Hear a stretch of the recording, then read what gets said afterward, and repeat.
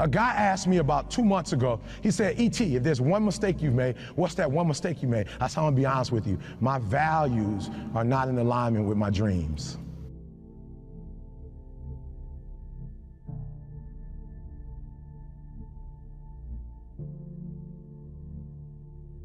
He said, E.T., what do you mean by that? I said, I want to tell you a story. I got a good friend of mine he came to me and said, Eric, my marriage is not where my marriage needs to be. I need to make some adjustments. I see you and your wife. I see how much time you spend with your wife, how much time you spend with your children, and I want that.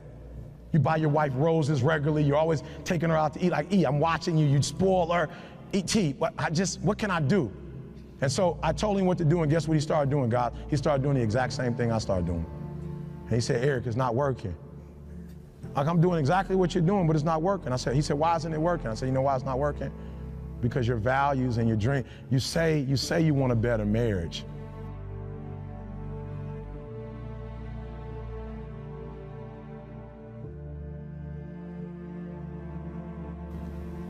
But I told you need to iron your wife's clothes. You know what he told me? Afterwards, he said, I'm gonna be honest with you, Eric.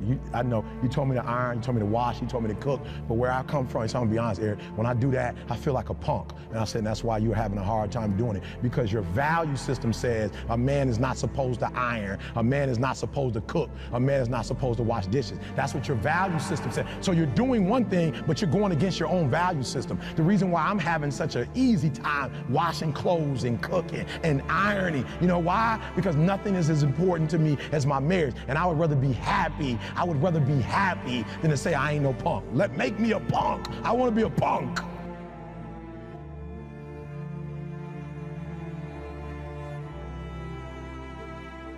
You got the same operating system you had since 1995. You don't think any different. You don't speak any different. You're the exact same person you were in 2010.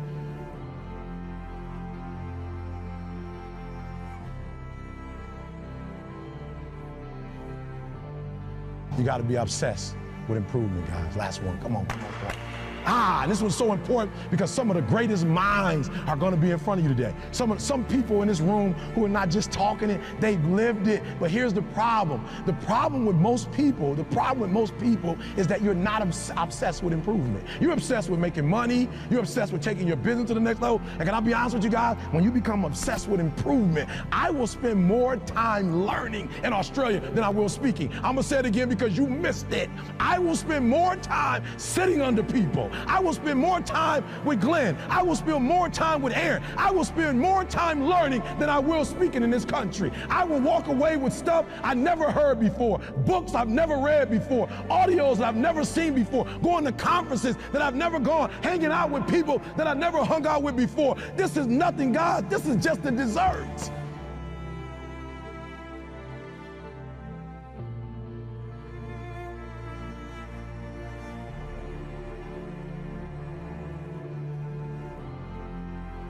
You could burn my house down and it wouldn't bother me. Well, how do I know? I had a home that a tornado tore down in Alabama. It didn't bother me. Why? Because we have the blueprint and they can rebuild it.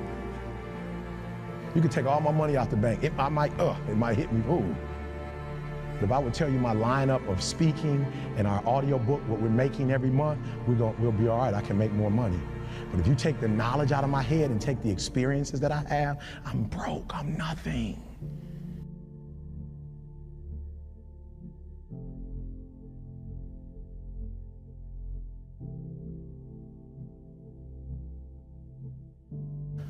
And so I'd rather buy a book than buy a house.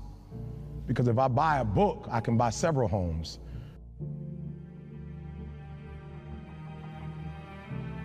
Most of our hearts cannot be affected by the things that they're unaware of. They also have a saying that there is a certain level of peace that you have from being oblivious and clueless about the reality of things that are going on. You know better, but you're not doing better. You're doing your job, but why you gotta stop me from doing mine? Because if you're willing to go through all the battling you gotta go through to get to where you want to get, who's got the right to stop you? I mean, maybe some of you guys got something you never finished, something you really want to do, something you never said to somebody, something. And you're told no, even after you pay your dues. Who's got the right to tell you that? Who? Nobody. It's your right to listen to your gut. It ain't nobody's right to say no after you earn the right to be where you want to be and do what you want to do. Here's limitations with my career and my marriage and my personal life.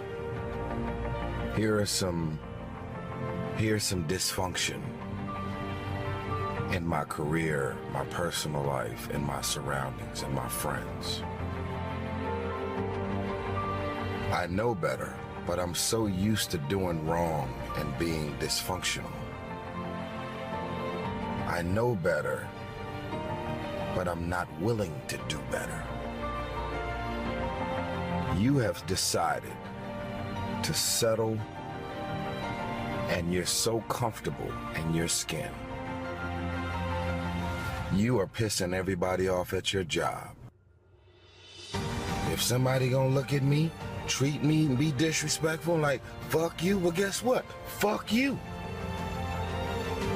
Is that really gonna help your career to grow with that type of mentality? It's only because you have a job that you're able to survive. Most of us want more than what we already have. But the fact that you do have, everything about what you've been doing is basically self-sabotage. Self-sabotage, self-defeat is real. When you are not working as hard as you know you can work on the job, when you are giving people attitude because they're giving you an attitude, it's like a cycle of death. Your attitude has compromised the altitude of your career. If your goal is to work your way up the success ladder, if you're gonna have a problem with everybody who has a problem with you, do you think that that's gonna help you to get to the top even faster? You know to do better, but you don't want to do better. You cannot give up because it ain't what you see. You cannot give up. What you got to do is, you heard it, you read it. I sent it out on Twitter. I told you, champions keep going when they don't have anything left in their tank. I'm obsessed with improvement. Every day I'm getting better. There are those of you with phones, and every new phone that comes out, you get it. Every upgrade, you get it. Every piece of software, you get it. You are upgrading your technology, and you've not upgraded yourself. That's the difference between the greats. That's what separates them. When they don't have no more, when it's over, when they're tired, when they're frustrated, when they're ready to give up, when they spent their last dime, that's when they get started. I want to be a millionaire. I want to be the best at this company, right? But your value system says you believe in sleep more than you believe in grinding. Your value system says you are a consumer and not a producer.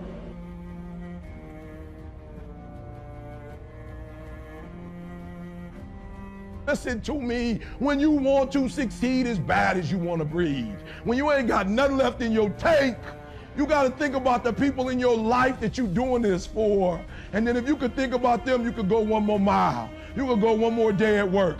You can find a scholarship. Listen to me, when you're doing it for somebody else, when you like that lion, if I don't grind, if we don't grind, if I don't grind, they don't eat. The truth is, you gotta find something within.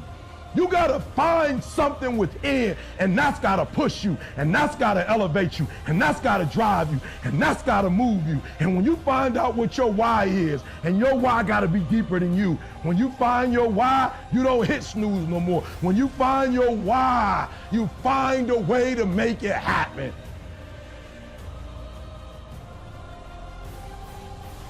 It's when you have nothing left. It's when you depleted all your money, when all your energy gone, when you have nothing left, that's when it's showtime. When you find a way out of no way, when you find breath that you don't have, when you find energy that did not exist, when you want this thing as bad as you want to breathe, that's when you find a way.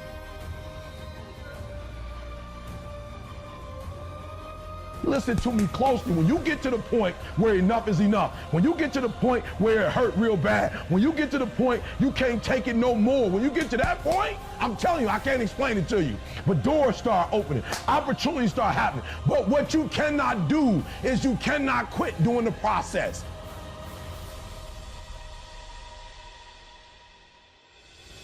That you're spending more money than you're making. Why? Because you're a consumer, but you're reading all the books and you're saying everything the books are saying, but those books are not in alignment with your values. And if you're going to go to the next level, your values are going to have to change.